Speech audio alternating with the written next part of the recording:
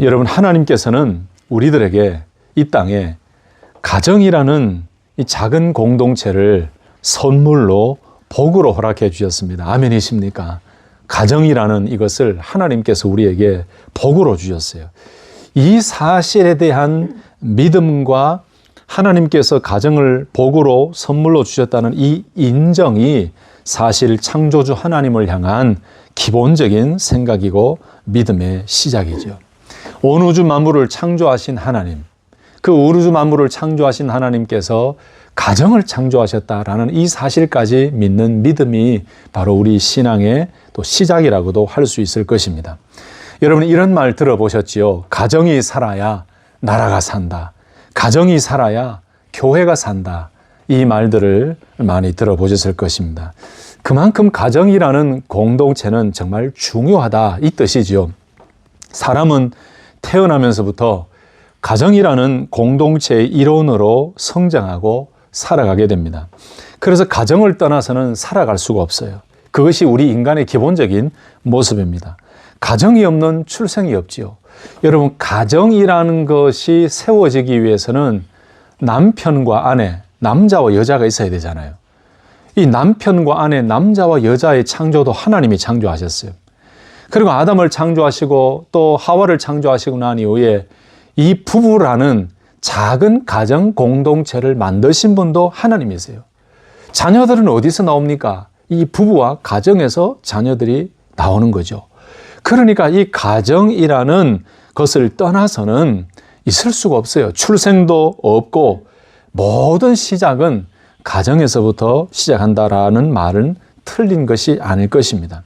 사람이 태어나서 성장하는 것도 가정이라는 공동체 안에서 이루어지는 것이고, 좋은 일이 있든 슬픈 일이 있든 모든 일이 일어나고 해결을 받고 사회적 인간으로 성장하는 모든 과정의 시작이 사실 가정이죠. 이 가정이라는 작은 공동체가 이렇게 중요합니다. 그래서 가정이 살아야 나라가 산다, 가정이 살아야 교회가 산다는 이 말이 어떤 의미를 가지고 있는지 우리 성도님들은 잘 이해하실 것입니다. 여러분, 성경을 쭉 읽다 보면 참 재미있는 사실 한 가지를 발견하게 됩니다. 성경의 모든 스토리가 가정에 대한 이야기들이 많다는 걸 발견해요. 아담과 하와의 최초의 가정과 부부 이야기부터 시작해서 아브라함과 이삭과 야곱이라는 한 사람의 등장과 결혼과 가정과 그리고 민족 공동체로서의 부흥과 성장의 그 모든 이야기가 가정 공동체에서부터 시작이 되고 커져갔다는 것을 우리는 성경을 읽으면서 알게 돼요. 한번 보세요, 여러분. 한 사람으로 시작하여 이스라엘이라는 언약 공동체로 어마어마하게 부흥 성장을 이루며 하나님의 택한 백성으로서의 사명을 감당해 갔던 그 모든 것들이 사실은 그 한 사람에서, 그 한 가정에서부터 시작하여 민족을 형성하게 되죠. 여러분, 국가를 형성하는 것도 마찬가지죠. 한 사람 한 사람이 모여서 가정이 만들어지고 그 가정, 그 나라의 영토 안에 거주하는 가정들이 모여서 국가가 세워지는 것처럼 어떻게 보면 이 가정이 정말 중요하다라고 우리는 생각할 수 있습니다. 그런데 여러분, 하나님께서 우리들에게 가정이라는 이 놀라운 복을 허락해 주셨는데, 초대교회 때나 구약시대 때나 신약시대 때나 현대나 다를 바가 없지만 여러분, 가정에 문제가 많이 생기죠. 주님 오시는 주님의 재림의 시간이 가까워지면 가까워질수록 가정의 문제는 더 심각해지고 가정이 파괴되어지고 갈등이 생겨집니다. 여러분, 이 가정의 문제나 개인의 이 고통스러운 삶의 모든 것들은 사실 어디에서부터 시작되었는지 아시죠? 원론적으로 따지면 아담의 범죄함으로부터 사람들에게, 인간의 이 땅에 죽음이 들어왔고 고통이 들어왔고 수고와 노동과 해산의 수고가 들어왔어요. 변명이 들어왔어요. 거짓이 들어왔어요. 어둠을 좋아하게 돼요. 숨어요. 이 모든 것들이 사실은 죄 때문에 들어온 것입니다. 그리고 아까도 말씀드렸지만 구약시대, 신약시대, 초대교회, 현대 상관없이 다 문제들은 있었지만 가면 갈수록 가정의 문제와 가정의 파괴는 더 심각해지고 있는 것이 현대사회의 문제입니다. 부부간의 갈등이 심해집니다. 이혼을 많이 합니다. 우울증의 문제가 생겨집니다. 부모와 자녀들 간의 갈등이 생깁니다. 자녀들 간의 문제가 생깁니다. 여러 가지 말로 할 수 없는 문제가 생깁니다. 최근의 뉴스들이나 또 수년 전의 뉴스들을 보면은 이제 장수 시대가 되다 보니까 예전에 50, 60이 평균 수명이었다면 지금은 83세, 85세를 넘어가잖아요. 그러니까 자녀들이 옛날에는 부모님을 사랑하고 공경하는 마음이 얼마나 컸습니까? 근데 요즘 자녀들이 간혹 부모님을 여행 가자고 데리고 가놓고 그 여행지에서 몰래 내려놓고 도망을 가버리고 그냥 돌아가시게 만드는 거예요. 또 부부간의 문제가 얼마나 심각합니까? 그렇게 좋아해서 결혼을 했는데 얼마 살지 못해서 1년도 못 되어서 이혼을 하고 또 여러 가지 탈선과 또 여러 가지 좋지 않은 일들을 통해서 가정이 파괴되어지는 그 모습들이 현대에 우리가 들을 수 있는 여러 가지 내용입니다. 자녀들은 일탈의 삶을 살아갑니다. 자녀들은 자녀들의 삶에 맞게끔 걸어가야 되는 그 길이 있는데 그 길에서 벗어나서 심지어 믿음의 길에서도 벗어나서 예배자로 살지 아니하고 세상의 유혹에 빠져서 허덕이며 범죄의 그 일을 저지르고 하나님이 기뻐하시지 않는 일을 저지릅니다. 여러분 요즘 젊은이들 보면 저는 깜짝깜짝 놀라요. 저는 그래서 미리 어릴 때부터 우리 자녀들한테 혼전 순결에 대해서 강조하고 절대로 세상의 유혹에 넘어가서 감정이 가는 대로 또 친구들이 한다고 따라하거나 유혹에 넘어가면 안 된다 이렇게 얘기해요. 여러분 요즘 젊은이들이요 이 결혼이라는 거룩함을 아주 너무 쉽게 생각해요.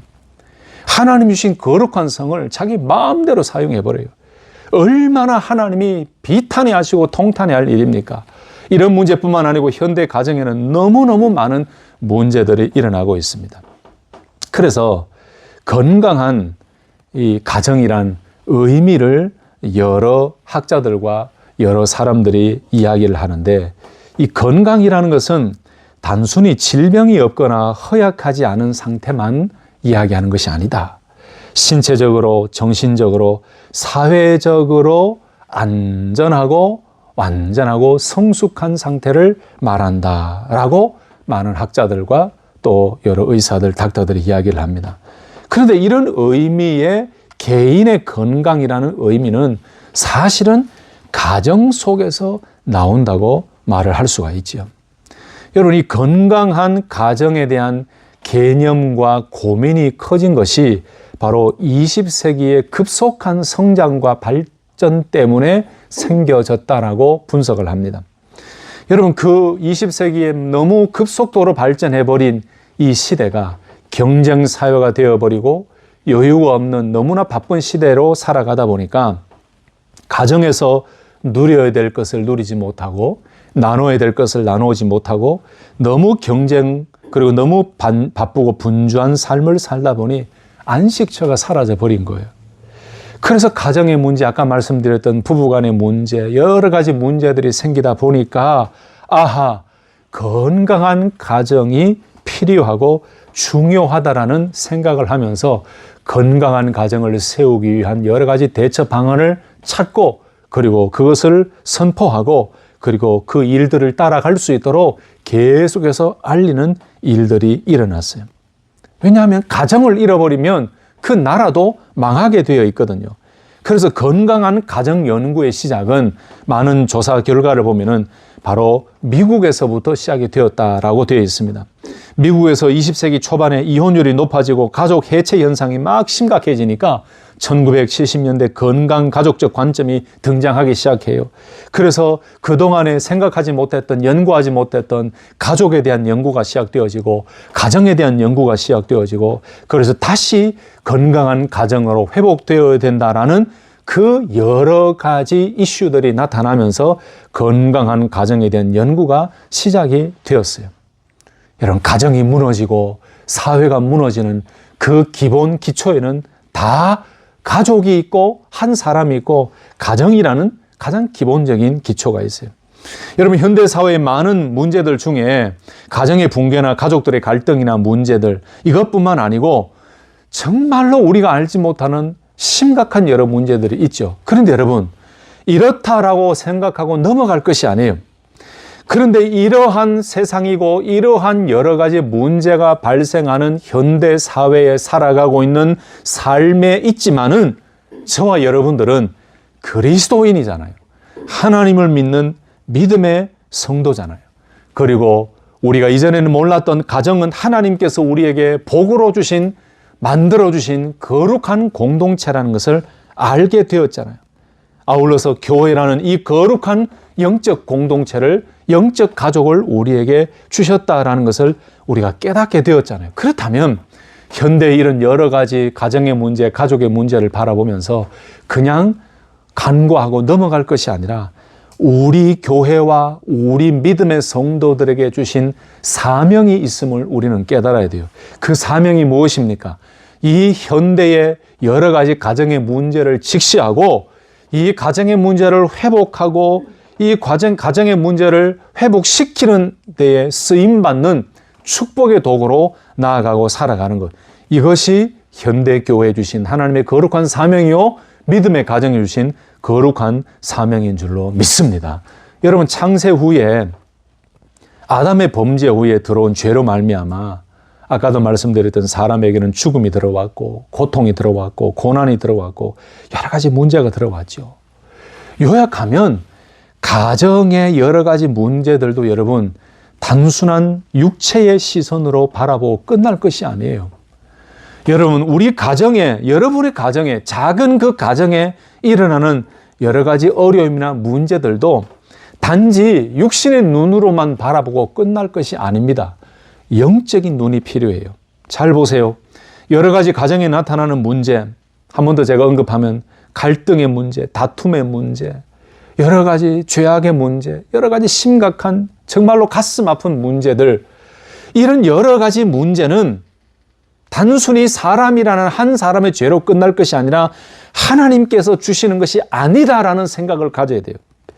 이 세상의 어둠의 주권자, 세상의 힘의 지배, 악한 사단의 영향을 받고 있기 때문에 이런 여러 가지 어려운 문제들이 생겨진다라고 하는 영적 시선을 가지고 바라볼 수 있어야 돼요. 육체의 시선으로만 바라보면 안 돼요. 무슨 어려움이나 정말 큰 환란이 왔을 때에, 또 여러 가지 가정에 문제가 생겼을 때에 단순히 그냥 사람으로 생각하는 것으로 끝날 것이 아니에요. 하나님이 원하시는 것은 가정의 붕괴가 아닙니다. 가정의 회복이고 가정의 놀라운 복된 삶인 줄로 믿습니다. 아멘이십니까?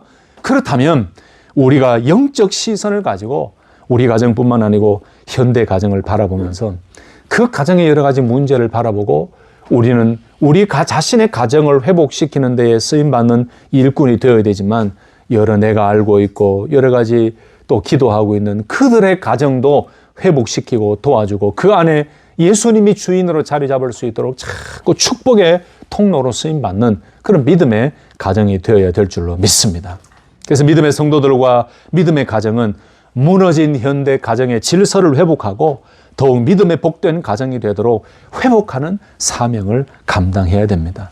축복합니다. 우리 사랑하는 성도 여러분, 여러분들이 여러분의 가정을 통해 어렵고 힘들고 문제가 있고 무너지고 쓰러지고 있는 그 가정이 회복되어지는 아름다운 역사가 나타나기를 예수님의 이름으로 축복합니다. 그래서 우리 믿음의 성도들의 가정이 얼마나 중요한지를 먼저 생각하셨으면 좋겠습니다. 그런데 우리 믿음의 성도들은 그냥 가정이라고 말을 하지 않지요. 흔히 자주 하는 말이 있습니다. 그냥 가정이 아닌 믿음의 가정이다. 이 말을 우리가 써요.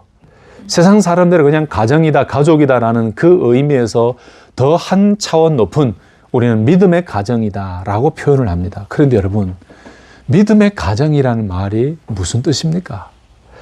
이 사실이 너무너무 중요해요. 우리가 믿음의 가정이라는 말은 참 많이 사용하는데 이게 진짜 무슨 의미입니까? 이 질문은 우리 가정이 본질적으로 어떤 가정이 되어야 되는가를 묻는 질문이라고 할 수 있죠. 우리 가정이 추구해야 될 가정의 목표를 묻는 질문이라고 할 수 있을 것입니다. 여러분, 믿음의 가정이 무엇일까요? 여러분, 믿음의 가정은 단순히 교회 다니는 가정을 의미하지 않습니다. 우리는 흔히 교회만 다니면 온 가족들이 예수를 다 믿지는 않지만 몇 명만 교회 다니면 믿음의 가정이다라고 이야기를 해요. 사실 엄격히 말하면 믿음의 가정은 한둘이 교회 다니는 그 가정이라고 이야기하기는 조금 어려울 것입니다. 이 믿음의 가정이라는 것은 하나님의 뜻을 중심에 두고 말씀 위에 세워진 가정을 의미하지요. 세상의 기준이 아니라 하나님 나라의 가치관으로 살아가는 가정이 바로 믿음의 가정입니다. 시편 127편 1절 말씀에 여호와께서 집을 세우지 아니하시면 세우는 자의 수고가 헛되다 그랬어요. 하나님 없이 세운 가정은 겉으로는 번듯해 보이지만 흔들릴 수밖에 없어요. 반대로 하나님을 경외하고 하나님을 믿는 믿음으로 뭉쳐진 가정은 늘 무너지지 않고 하나님께서 세우시는 가정인 줄로 믿습니다. 성경에 나타난 그 많은 믿음의 가정들을 보세요. 다 하나님 중심으로 살려고 애를 썼고 노력했고 하나님을 경외하는 사람들이었습니다. 여러분, 그렇다면 오늘 제목처럼 오늘 본문의 말씀을 중심으로 믿음의 복된 가정을 세우려면 어떻게 해야 될까요? 믿음의 복된 가정을 세우려면 어떻게 해야 될까요? 좀 전에도 말씀드렸지만 우리가 믿음의 가정이라고 이야기할 때에 한두 명만 교회 다니는 그 가정을 믿음의 가정이라고 이야기하기는 조금 어려워요. 그래서 우리는 믿음의 복된 가정, 온 가족들이 다 하나님을 경외하고 하나님을 믿는 믿음의 복된 가정이 되기 위해서 우리는 어떻게 해야 될까요? 그것이 오늘 말씀의 주제예요. 첫 번째로 우리가 해야 될 일은 가정 안에서 복음의 흐름, 믿음의 유산이 계속해서 전해지고 흘러가도록 노력해야 됩니다. 다시 한 번 더요. 믿음의 복된 가정을 세우려면 복음의 흐름, 복음의 유통, 복음의 믿음의 유산이 계속해서 전해지고 흘러 떠내려 갈 수 있도록 노력해야 됩니다. 오늘 우리가 읽었던 본문 말씀이 그 말씀이죠. 디모데의 신앙이 어디서부터 시작이 되고 어떻게 성장해 왔는지를 잘 보여줍니다. 다시 한번 오늘 말씀을 보실까요? 디모데후서 1장 1절에서 5절 말씀. 하나님의 뜻으로 말미암아 그리스도 예수 안에 있는 생명의 약속대로 그리스도 예수의 사도된 바울은 사랑하는 아들 디모데에게 편지하노니 하나님 아버지와 그리스도 예수 우리 주께로부터 은혜와 긍휼과 평강이 내게 있을지어다. 이렇게 인사를 먼저 했습니다. 그러고 난 이후에 뭐라고 이야기합니까? 내가 밤낮 간구하는 가운데 쉬지 않고 너를 생각하여 청결한 양심으로 조상적부터 섬겨오는 하나님께 감사하고. 디모데의 신앙과 바울의 신앙의 근거는 단순히 우연히 시작된 신앙이 아니고 조상적부터 섬겨왔던 하나님을 믿는 그 신앙이었고 그 하나님께 지금 바울은 감사하고 있죠. 그러면서 바울은 내 눈물을 생각하여 너 보기를 원하면 내 기쁨이 가득하게 하려 함이니. 여러분 4절까지는 인사와 축복을 기도를 이야기하면서 5절에 디모데의 신앙이 어떤 신앙이었는가를 확실하게 말씀해 줍니다. 5절 보세요. 이는 너의 속에 거짓이 없는 믿음이 있음을 생각함이라. 이 믿음은 먼저 내 외조모 로이스와 내 어머니 유니게 속에 있더니 내 속에도 있는 줄을 확신하노라 라고 했어요. 한마디로 요약하면 무슨 뜻입니까? 디모데가 지금 가지고 있는 거짓이 없는 이 믿음, 하나님 믿는 이 믿음은 시작이 어디서부터 되었는가? 저기 오래전 믿음의 선조들부터 시작되었다가 가깝게는 외할머니와 어머니가 가지고 있었던 거짓이 없는 청결한 순수한 믿음, 그 믿음을 본받아서 디모데도 지금 그 믿음을 가지고 살아가고 있음을 바울이 확신하노라 라고 했어요. 바울이 이렇게까지 확신했다는 것은 무슨 의미입니까? 디모데의 믿음과 그 선조들 외할머니 어머니의 믿음을 바울이 다 확인했고 보았고 그 믿음이 옳다라고 인정하는 확신이었죠. 이 믿음은 먼저 내 외조모 로이스와 내 어머니 유니게 속에 있더니 내 속에도 있는 줄을 확신하노라. 여러분, 이 5절 말씀에 참 많은 의미가 담겨져 있죠. 디모데의 신앙은 외할머니와 어머니를 통해서 배우고 보고 들으면서 자랐다고 말씀할 수 있습니다. 가정 안에 있는 믿음의 분위기 속에서 자랐다라고 이야기할 수 있지요. 그래서 우리는 성경에서 많은 위대한 어머니를 보게 됩니다. 참 여성분들 대단히 중요한 분들입니다. 남자도 중요합니다. 근데 성경이나 한국이 믿음의 나라로 세워질 때 여성의 역할이 어마어마하게 컸습니다. 믿음의 어머니가 이렇게 중요해요. 다 그런 건 아니지만 대부분의 가정에 보면은 어머니의 눈물의 기도와 어머니의 헌신과 어머니의 그 철저한 교육을 통해서 자녀들이 참 믿음의 자녀들이 성장되어지고 나타났지요. 성경에도 위대한 어머니를 보십시오. 출애굽의 영웅, 출애굽의 위대한 사용되었던 위대한 지도자 모세를 낳았던 요게벳, 이스라엘의 마지막 사사 사무엘을 낳았던 기도하는 어머니 한나, 또 오늘 본문에서 사도 바울이 영적인 아들이라고 말했던 디모데를 낳았던 유니게, 성경의 수많은 믿음의 어머니들의 이야기는 우리들에게 참 많은 도전과 교훈과 은혜를 줍니다. 오늘 본문에도 보십시오. 디모데가 가지고 있었던 그 믿음, 외할머니와 어머니의 믿음이었는데 그 어머니와 외할머니의 믿음은 어떤 믿음이었습니까? 거짓이 없는 믿음이었어요. 거짓이 없는 믿음이라는 것은 오직 순수하게 여호와 하나님만을 경외했다는 믿음이에요. 두 번째는 바로 이 어머니의 역할은 신앙의 유산, 믿음의 유산을 계승시키신, 그리고 그 믿음을 유통시키신 믿음이었다라는 것을 알 수 있죠. 이 믿음은 5절에 나와 있죠. 이 믿음은 먼저 내 외조모 로이스와 내 어머니 유니게 속에 있더니 내 속에도 있는 줄을 확신하노라. 믿음이 계속해서 대를 이어서 이렇게 이어져 가고 있는 모습을 볼 수 있어요. 이게 정말 중요해요. 여러분, 믿음의 복된 가정이 되기 위해서는 이렇게 믿음의 복음의 유통과 이 믿음의 흐름이 계속해서 자녀들 세대에 흘러가야 됩니다. 아멘이십니까? 그래야 온 가정이 믿음의 복된 가정이 되는 거예요. 저도 그런 많은 경험이 있습니다만 우리 성도님도 그런 많은 경험이 있으시죠. 정말 가정에 처음 예수님 믿기 시작한 분이 있어요. 남편이 됐든 아내가 됐든 남자가 됐든 여자가 됐든 처음 믿음 생활을 시작한 그분은 고난과 고통과 어마어마한 신앙 때문에 겪는 핍박이 있었죠. 그런데 그 여러 가지 핍박을 이겨내고 견디고 참으며 끝까지 하나님 붙들고 믿음으로 걸어갔더니 그 삶을 보고 아버지가 변화되고 또 그 삶을 보고 자녀들이 변화되어지고 사촌들이 변화되어지면서 그 가정이, 그 가문이 믿음의 유산이 물려지는 아름다운 가정이 되는 그 모습을 보게 됩니다. 제가 오래전에도 말씀을 드렸지만 제 고향에 있는 저희 원래 고모는 아니지만 저희가 고모라고 불렀던 분이 계세요. 그 가문에서 그분이 제일 먼저 우리 모교회에 출석하며 은혜를 받기 시작했어요. 그때 그 아버지는 철저한 이 기독교를 반대하는 분이셨어요. 몰래 교회에 와서 예배를 드리고 신앙생활을 잘 하는데 들켜버린 거예요. 그랬더니 난리가 난 겁니다. 핍박이 시작이 됩니다.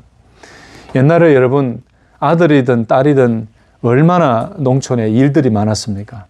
그 아버지가 그 딸을 교회 가지 못하도록 아예 금요일부터 토요일부터 시작해서 일감을 얼마나 많이 주는지, 하루 종일에도 끝나지 않는 일을 주는 거예요. 토요일 날 일을 주는데 콩을 까는 일을 줘요. 이런 콩을 까는 일을 이렇게 떼어치는 이거 있잖아요. 이걸로도 하지만은 얼마나 많은 양을 줬는데 이거를 다 완수하지 않으면은 너 나한테 맞는다. 만약 네가 교회에 갔다는 것 들키기만 해봐라. 내가 다리를 부러뜨려 놓겠다라고 할 정도로 그렇게 핍박이 심했어요. 근데 이 고모님이 밤새도록 최선을 다해서 밤새도록 잠을 안 자고 콩을 까고 맡겨진 일을 다 하고 신발을 이렇게 문 앞에 놔두고 맨발로 교회 와요. 맨발로 교회 와서 예배를 드리고 또 몰래 가요. 여러 가지 그게 들키고 난 이후에 야단 맞고 두들겨 맞고 눈이 퍼렇게 돼서 저희 집에 찾아오고 했던 그 모습이 기억나는데, 그럼에도 그 믿음을 지키며 동생들에게, 사촌들에게 복음을 전하고 부모님들께 복음을 전했는데, 결국은 그 가정이, 그 가문이, 그 자녀들 세대까지 장로가 되고 집사가 되고 권사가 되고, 얼마나 놀라운 믿음의 아름다운 가문을 형성해 가는지, 여러 이야기들 중에 저는 아직도 그 이야기와 그 생생한 현장의 기억이 납니다. 여러분, 바로 디모데의 어머니가 그런 믿음이었습니다. 외할머니가 그런 믿음이었습니다. 믿음의 신앙의 유산을 계승시키고 믿음을 유통시키며 디모데에게 복음을 전해주고 하나님을 경외하는 신앙을 가지도록 해주는 그 아름다운 신앙, 이것이 어머니가 가졌던 믿음이었고 신앙이었고 디모데가 물려받은 신앙이었어요. 또 디모데의 어머니의 신앙은 어떤 신앙이었습니까? 눈물의 기도를 드린 어머니였음을 알 수 있어요. 3절 4절 보시면, 내가 밤낮 간구하는 가운데 쉬지 않고 너를 생각하여 청결한 양심으로 조상적부터 섬겨오는 하나님께 감사하고 내 눈물을 생각하여 너 보기를 원하면, 뭐라고요? 너의 눈물을 생각하여 너 보기를 원하면 내 기쁨이 가득하게 하려 함이니. 여러분, 디모데는 눈물의 사람이었음을 알려줍니다. 그런데 이 디모데가 이 신앙의 눈물을 가지고 있었다는 것은 어머니가 눈물의 기도의 사람이었다라는 것까지도 우리가 알게 만들지요. 어머니와 그 믿음의 선조들의 신앙이 눈물의 기도를 드리는, 눈물로 기도하는 기도의 어머니였어요. 그래서 그 눈물로 기도하는 어머니의 기도를 디모데가 보고 자라며 디모데의 신앙생활에도 눈물이 있었던 겁니다. 성도 여러분, 하나님 앞에서 눈물이 메마르지 않는 기도의 용사가 되시기를 예수님의 이름으로 축복합니다. 마음이 건조해지고 마음이 드라이해지고요, 은혜를 받지 못하고 그럴 때는 기도를 해도 감격이 없고 감동이 없고 눈물이 없어요. 사실 저도 어머니의 눈물의 기도로 지금까지 살아왔고, 우리 자녀들이, 우리 가족들이, 우리 가정이 그렇게 살아왔어요. 아버지의 기도, 눈물의 기도로. 근데 아버지보다는 어머니의 눈물의 기도를 더 목격을 많이 하게 되지요. 뭐 저희 가정을 얘기해서 참 죄송합니다만은, 저하고 아내를 비교하면은 아내가 참 자녀들을 위해, 교회를 위해, 가정을 위해, 저를 위해 눈물을 많이 기도해 줍니다. 남자는 좀 그런 게 있잖아요. 이렇게 좀 안 드러내려고. 속으로는 막 폭포수 떨어지듯이 눈물이 흐르는데, 왜 가정에서 좀 이렇게 좀 근엄한 태도를 취하려고 하는 그런 모습이 있는데, 아무튼 이 아내와 어머니의 눈물이 얼마나 가정에 큰 은혜가 되는지 몰라요. 다시 한번 축복합니다. 우리 교회 모든 여성도님들이요, 눈물의 기도의 어머니의 사명을 잘 감당할 수 있기를 예수님의 이름으로 축복합니다. 우리 교회 모든 남자 성도님들이요, 눈물의 기도의 아버지의 거룩한 사명을 잘 감당할 수 있기를 예수님의 이름으로 축복합니다. 미국의 시인이었던 롱펠로우 같은 경우는 어머니의 눈물 어린 기도는 자식들의 불평을 씻어내려 바른 심성을 갖게 한다라고 말했습니다. 지금은 잘 보이지 않아도 어머니의 눈물 어린 기도, 부모님의 눈물의 기도는 자식들을 위한 기도가 된다라는 말씀이죠. 예수님의 어머니 마리아를 보십시오. 십자가에 달린 예수님을 보면서 사랑하는 제자 요한과 함께 눈물로 기도했습니다. 어머니의 기도가 이렇습니다. 그래서 믿음의 어머니의 기도와 믿음의 어머니의 눈물의 기도를 통해서 변화된 사람들이 얼마나 많습니까? 존 웨슬레의 어머니 수잔나도 그랬습니다. 어거스틴의 어머니도 그랬습니다. 무디의 어머니도 그랬습니다. 무디는 이렇게 고백합니다. 내가 성취한 것 가운데 위대한 것이 있었다면 그것은 모두 나의 어머니의 덕택이고 어머니의 기도 때문이고 어머니의 은혜 때문이다 라고 고백했어요. 존 웨슬리 같은 경우는 성경을 5살 때부터 어머니를 통해 배웠습니다. 수잔나 어머니는 17명의 자녀가 있었는데 이 수잔나는 그 자녀들을 키우면서 저녁마다 돌아가면서 한 명씩 데리고 성경 공부를 했어요. 뭐 지금은 감리교의 설립자다라고 이야기를 하지만 어쨌든 이 믿음의 한 사람과 믿음의 자녀들을 세우기 위해서 어머니의 눈물의 기도와 어머니의 성경 교육은 정말로 위대한 거룩한 일들이었습니다. 여러분, 새 찬송가 579장의 찬송을 기억하십니까? 참 근대 문학의 선구자라고 알려져 있는 주 요한 선생의 작곡인데 어머니의 넓은 사랑 귀하고도 귀하다. 그 사랑이 언제든지 나를 감싸줍니다. 아침 저녁 읽으시던 어머니의 성경책 손때 남은 구절마다 모습 본 듯합니다. 홀로 누워 괴로울 때, 헤매다가 지칠 때 부르시던 찬송소리 귀에 살아옵니다.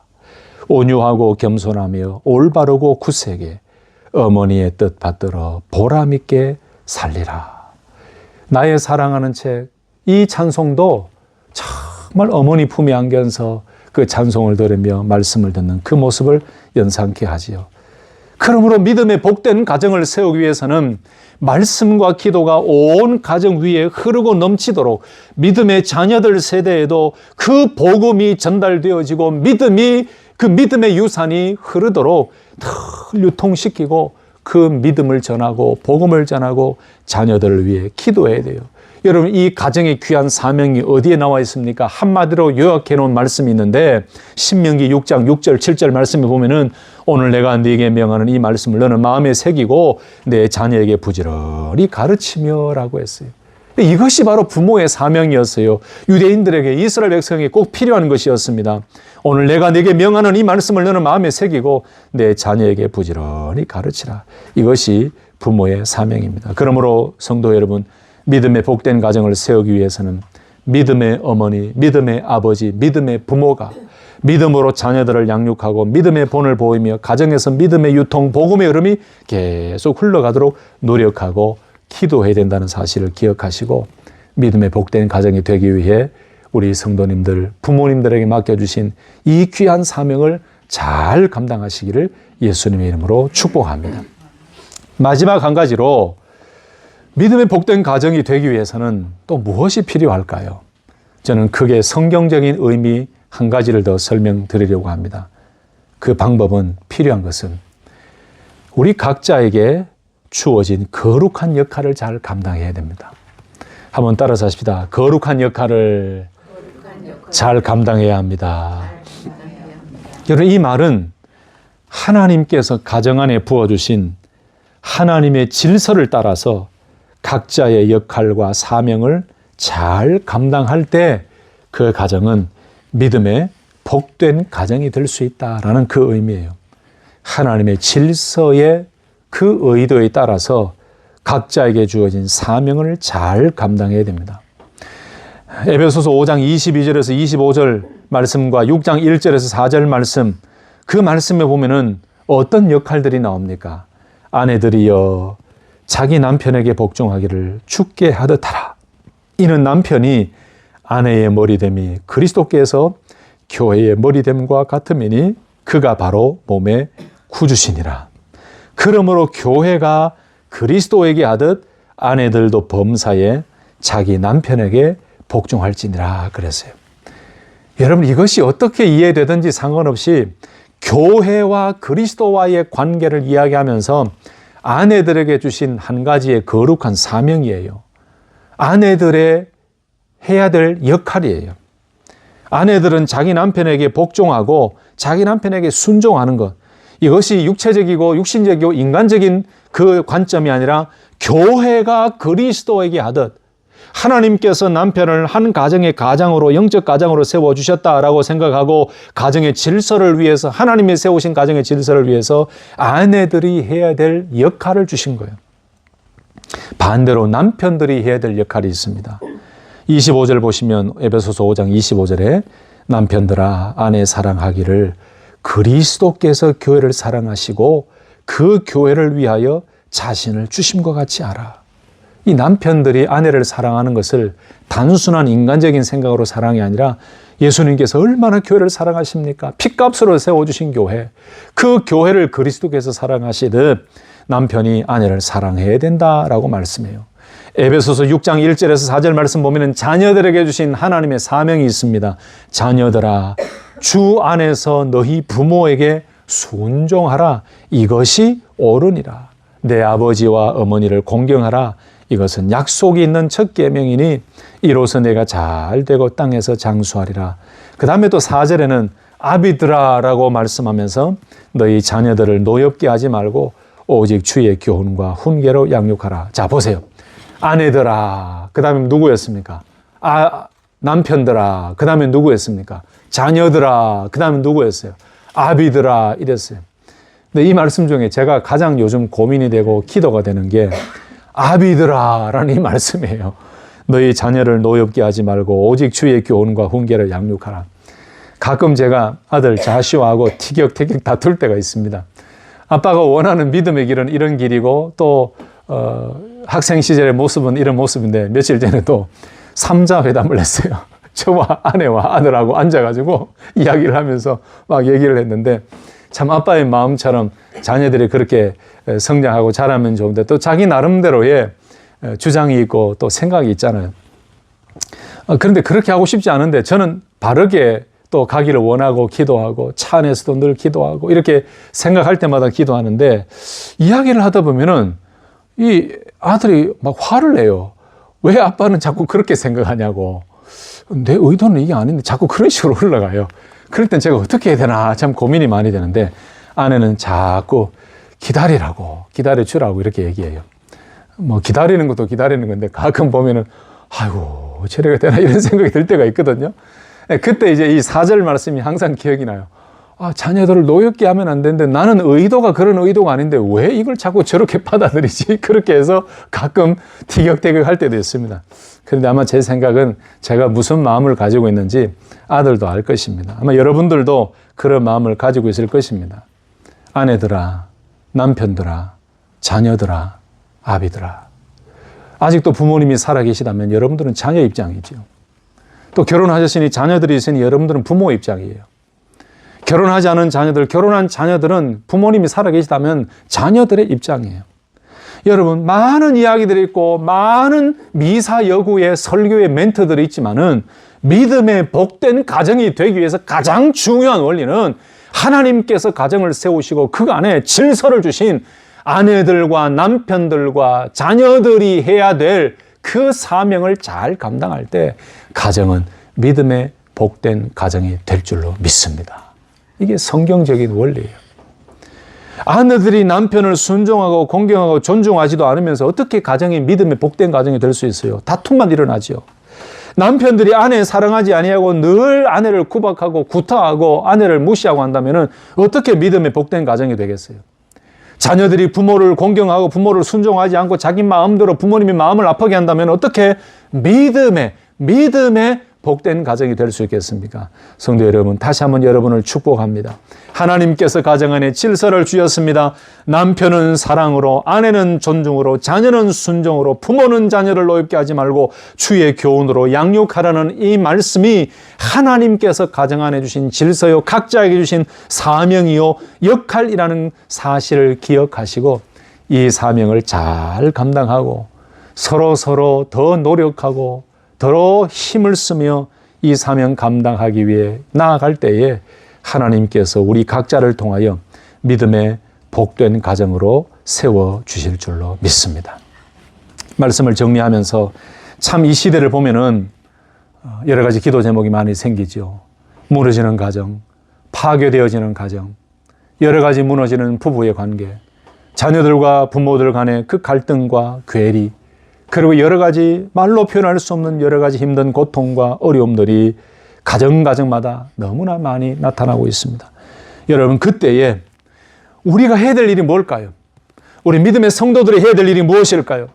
가장 먼저는 나 자신을 살피고 내 삶의 가정 안에서 나에게 주신 그 사역과 역할을 잘 감당해야 될 것이고, 그리고 두 번째는 우리 가정이 먼저 믿음의 건강한 가정으로 회복되어야 될 것이고, 그 다음에는 다른 가정, 무너지고 파괴되어져 가는 여러 가지 힘든 고난 가운데 있는 그 가정을 살리고 회복시키는 데 쓰임받는 놀라운 축복의 통로에 믿음의 복된 가정으로 쓰임받아야 되지 않겠습니까? 아멘이십니까? 우리 성도님들 그런 축복의 통로로 쓰임받기를 예수님의 이름으로 다시 한 번 더 축복합니다. 말씀 마치면서 마지막으로 이 모든 것을 랩업하면서 우리에게 필요한 것이 있다면 여러분, 이 모든 것을 잘 기억하고 역할을 감당할 때에 더 필요한 것은 기도해야 됩니다. 가족 모두가 기도해야 됩니다. 어떤 일이 있어도 함께 기도할 때 하나님께서 기도에 응답하시고 믿음의 복된 가정으로 치유하고 세워주실 줄로 믿습니다. 믿음의 복된 가정이 되기 위해서는 끊임없이 기도해야 돼요. 앞에서도 보았지만은 시편 127편 1절 말씀에 여호와께서 집을 세우지 아니하시면 세우는 자의 수고가 헛되며 여호와께서 성을 지키지 아니하시면 파수꾼의 깨어 있음이 허사로다라고 말씀했잖아요. 헛되다라고 말씀했잖아요. 하나님께서 우리의 가정을 믿음의 가정으로 세워주실 때만 우리 가정은 믿음의 가정이 될 수 있다는 말씀이죠. 그래서 기도가 중요해요. 아직 구원받지 않은 가족들이 있으면 기도해야 됩니다. 아직 그들이 구원받지 못하여 예수님을 모른다면 그들이 구원받게 해달라고 기도해야 됩니다. 그리고 믿음의 가족으로 살아가다가 지금 여러 가지 상황으로 주님을 살짝 떠나 있는 가족들이 있고 자녀들이 있다면 끊임없이 기도하고 그들이 다시 주님 앞으로 돌아오고 예배자가 될 수 있도록 부모들은 믿음의 가족들은 기도해야 돼요. 이 모든 일들을 이루시는 하나님의 은혜를 사모하며 우리 가정을 세워달라고, 우리 무너진 믿음을 회복시켜달라고, 우리 자녀들의 믿음을 회복시켜달라고, 하나님을 경외하는 믿음의 가족이 되게 해달라고, 우리 가정의 모든 형편을 아시는 하나님, 우리 가정의 기도 제목을 아시는 하나님, 이 모든 것들을 회복시켜달라고. 그래서 우리 온 가족의 기도가 이렇게 중요하고 필요하다는 사실입니다. 그래서 이렇게 기도하고 믿음의 복된 가정으로 살아가려고 애쓰고 노력할 때에 하나님께서 우리에게 주시는 복이 있어요. 그 복이 한마디로 시편 128편 1절에 여호와를 경외하며 그의 길을 걷는 자마다 복이 있도다. 내가 내 손이 수고한 대로 먹을 것이라. 내가 복되고 형통하리로다. 내 집 안방에 있는 내 아내는 결실한 포도나무 같으며 내 식탁에 둘러앉은 자식들은 어린 감람나무 같으리로다. 여호와를 경외하는 자는 이같이 복을 얻으리로다. 이게 결론이에요. 믿음의 복된 가정을 이루기 위해서 각자에게 주신 역할을 감당하고 끊임없이 기도하며 하나님의 은혜를 사모할 때에, 그렇게 하나님을 경외하는 가정이 될 때에 하나님이 주시는 복은 가족 각자에게 주시는 복뿐만 아니고 하나님께서 걸어가는 걸음걸음 걷는 자마다, 여호와를 경외하며 그 하나님의 길을 걷는 자마다 복이 있다라고 말씀하셨고, 가정 안에 각자에게 주시는 이 놀라운 복이 있을 것이다, 얻을 것이다 라고 시편 128편에 말씀하고 있습니다. 진짜 마칠게요. 우리는 모두 연약하고 완벽하지 않지만 그럼에도 우리 가운데 성령님을 보내주시고 예수를 구주로 믿고 영접하게 하셨고 하나님의 자녀가 되게 하셨고, 또한 세상의 수많은 가정 중에 단순한 가정이 아니라 하나님을 주인으로 모시고 사는 믿음의 가정, 믿음의 가족이 되게 하셨습니다. 그렇다면 이제 우리 성도들이 해야 할 일은 계속해서 그 믿음의 복된 가정으로 나아가며 여호와 하나님만을 경외하는 신실한 가정이 되도록 해야 되는데, 그 믿음의 복된 가정을 세우기 위해서 제가 몇 가지 말씀을 드렸죠. 첫 번째가 무엇이었습니까? 복음의 흐름, 믿음의 유산이 계속해서 흘러가도록 이 복음의 믿음의 유통자가 되어야 된다. 그래서 디모데의 믿음이 그저 떨어진 믿음이 아니고 외할머니와 어머니의 그 믿음을 보고 배우며 디모데의 믿음도 아주 깨끗하고 정결하고 이 신실한 믿음이 된 것처럼 계속해서 우리는 자녀들에게 믿음의 유산을 물려줘야 돼요. 또 한 가지, 두 번째는 무엇이었습니까? 각자에게 주어진 사명을 가정에서 잘 감당해야 된다. 마지막 한 가지는 무엇이었습니까?